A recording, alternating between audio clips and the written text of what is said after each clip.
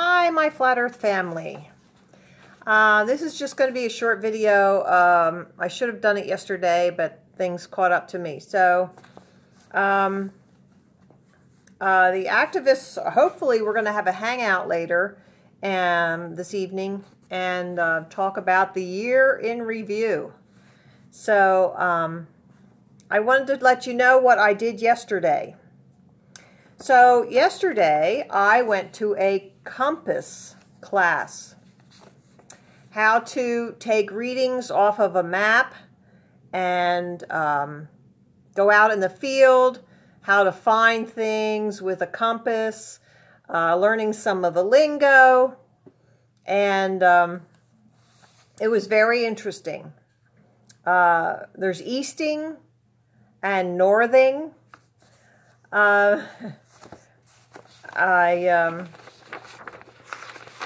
I knew this group that does that kind of thing, and I even made the remark that, oh, it just sounds like we're a bunch of adult Boy Scouts. So they do that kind of thing, and these were some people I had known for several years, and I really didn't get, you know, go to too many meetings, especially since Flat Earth. I've been very busy just doing Flat Earth. But this compass class came up, and I thought, wow, that's something I need to do, because I've been involved in taking the readings for the sunrise and the sunset, and I wanted to know more about that because I'm in connection with a science group online, and they're from all over the place, all over the world, and we did an equinox, and of course the equinox was due east. So I said, okay, well, it doesn't make sense to me, except that maybe on a flat earth, since I'm in Pennsylvania, maybe the sun coming around the circle would be farther north. So I said, well, I'm going to just keep on taking these readings. And they left the Hangout open, and we do post some things there occasionally. So, you know, it was just the winter solstice. So I, of course, did another video, which you may have seen, and got the readings from that. And I have a friend who lives in South Africa, a Facebook friend. And so I asked this person to... she also did the equinox for me, and I asked her to do the winter solstice. And, you know, if it's within a couple days, I think the sun is in Capricorn for 3 days. So it doesn't have to be that exact morning, or, you know, I think if we get a good idea, it'll be all right, you know. So she gave me the readings that she had. And it was interesting because her reading was due east. Due east and just about due west for the sunset. So I'm a little bit confused, but I'm going to just gather more data. I'm asking the science group also to just gather more data and see what we come up with. You can't just make an assumption on one compass reading. You have to get all the data, like from the whole year, and see what you come up with. Then you have something to work from. So this compass class, I asked the guy who taught it, and he's an electromechanical engineer and an RF designer, and they do some military contracts. So I'm not going to hand out names and whatnot. I don't think that's important, but I do trust what he said. So let me see who else was there. It was a building contractor, a lawyer, a gun shop. I don't think he was a gun shop owner, but he was at least an employee at a gun shop.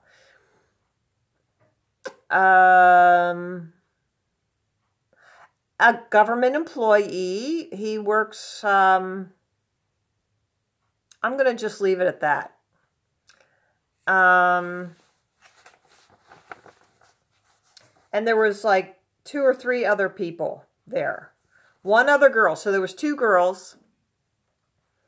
And the girl lives near me. So that's awesome. So hopefully we'll get together and have some coffee soon.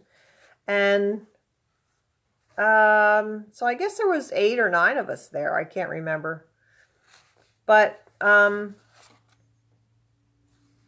so we had some good conversation, and we had a good, it was all, the whole morning from like 9 to 12:30 or 1 o'clock even. And it was very nice. So we all got some maps, and we learned about declination and subtracting for the declination. So when you're going out, you add for declination. But when you're going in to plot it on a map, you subtract the declination. Now let me tell you what declination is. Declination is the distance away from magnetic north.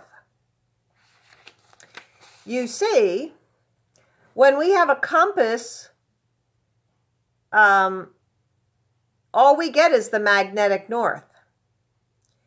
But the maps are reckoned towards true north.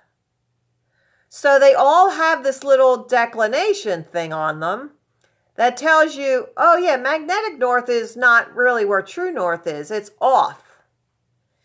So where we were, it was like 5 degrees. That's close to where I'm living. It's like, and you subtract 5 degrees when you go back to put it on the map. So I thought, okay, and what's this called? Wait a minute. I got that written down somewhere. Sorry, let me find that. Oh, agonic line. A-G-O-N-I-C.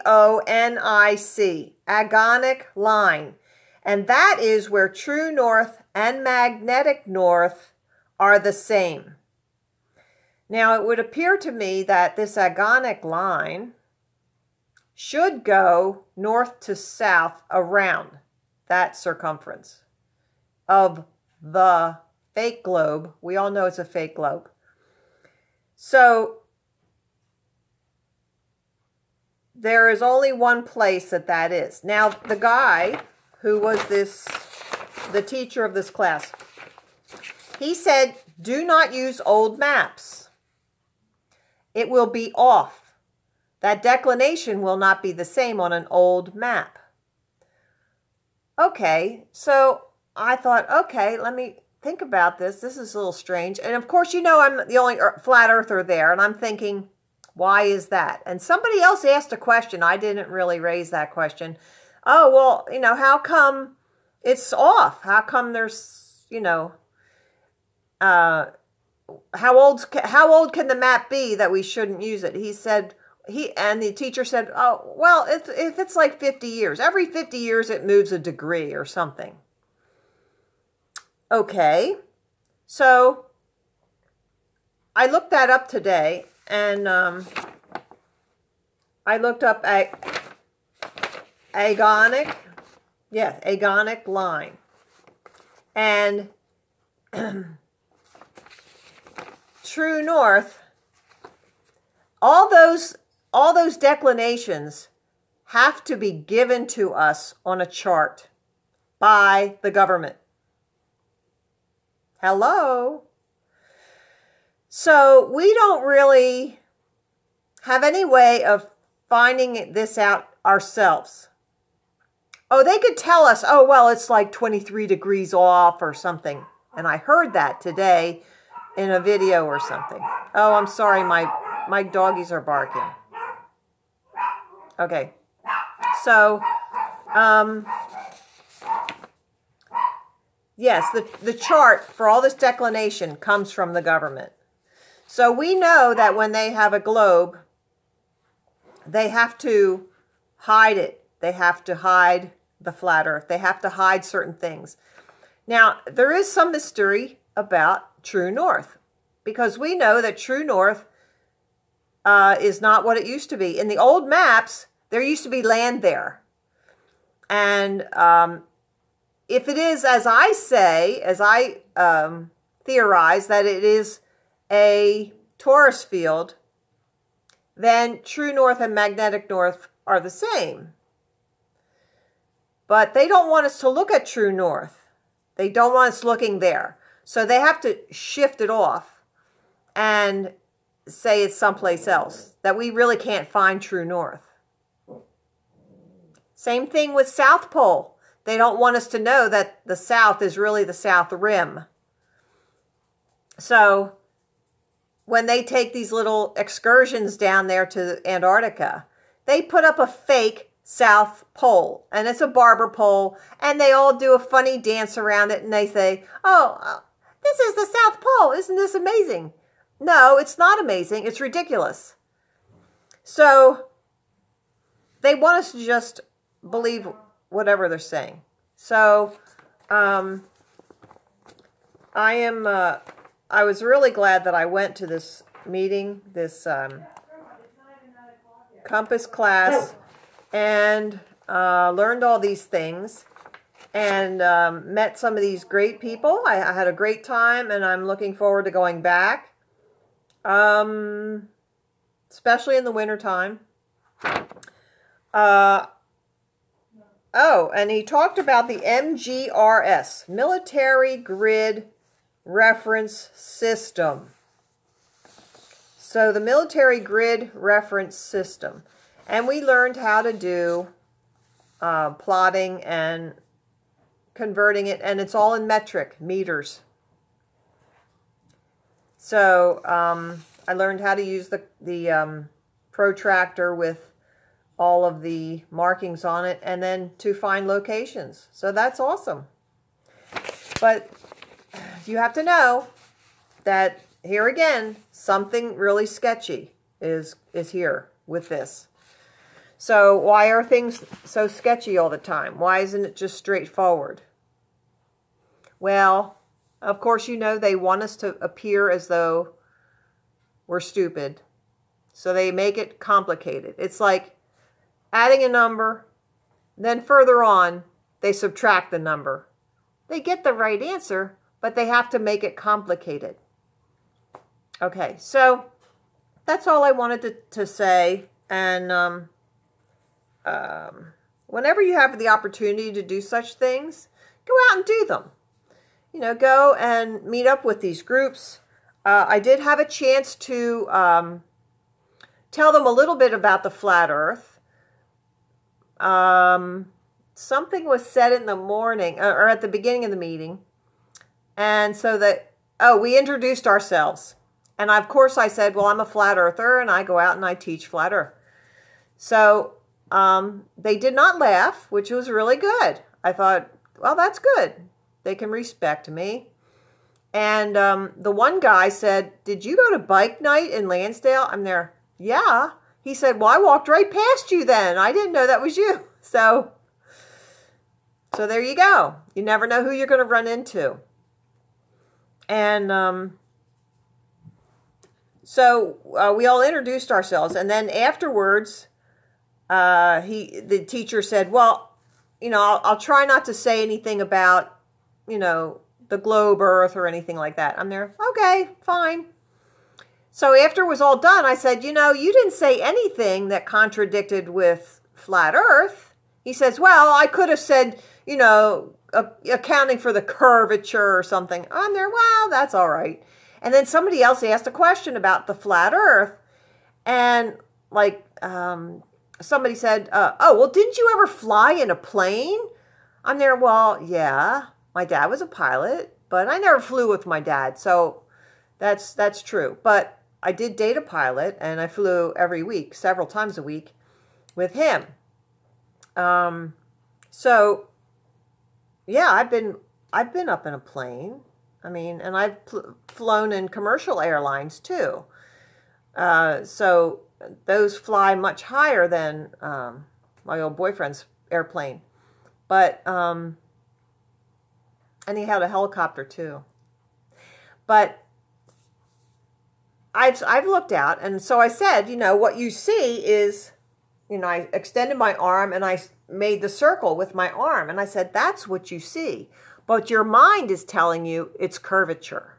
That must be the curvature of the earth because it's a circle. But no, what you're really seeing is the limitation of your vision horizon. So yeah, they don't, I didn't want to, you know, hit them too hard the first time, but if somebody asks a question, again, I'd be happy to answer the questions.